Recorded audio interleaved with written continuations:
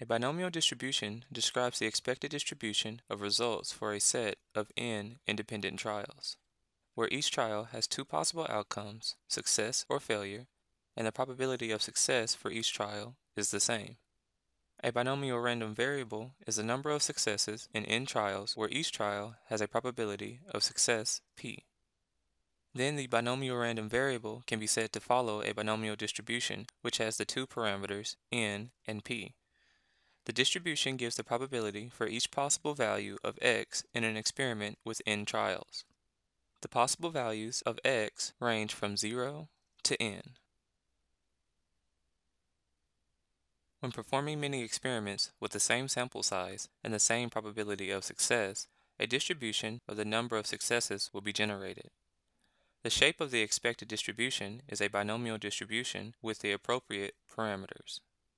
This distribution can also be described using a mean and variance. The expected mean and variance of a binomial distribution can be calculated based on the values of the parameters n and p. The mean is the expected number of successes in n trials. The value for the mean is the product of the number of trials and the probability of success. Let's consider an example. Tanya is flipping a weighted coin where the probability of heads is 2/5.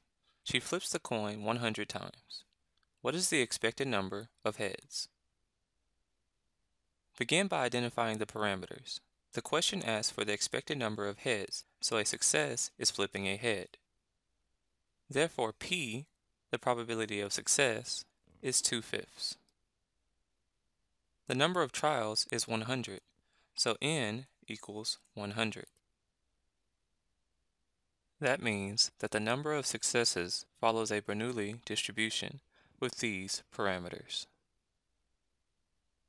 To calculate the expected value, multiply the number of trials, 100, by the probability, 2/5, to get 40.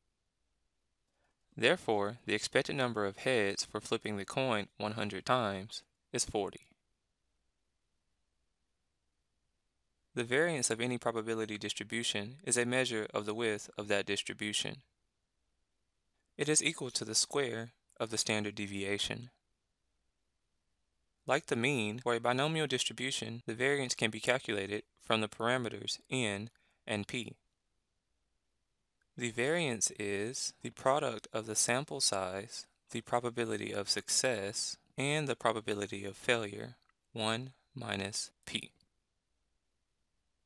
Once the variance is known, the standard deviation can be calculated. The standard deviation is the square root of the variance. Let's consider Tanya's coin experiment again.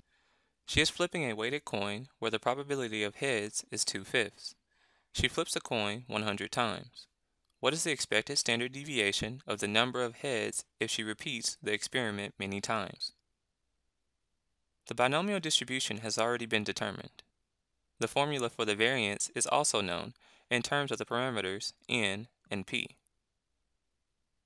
Substitute the values for n and p into the formula and evaluate to get the variance.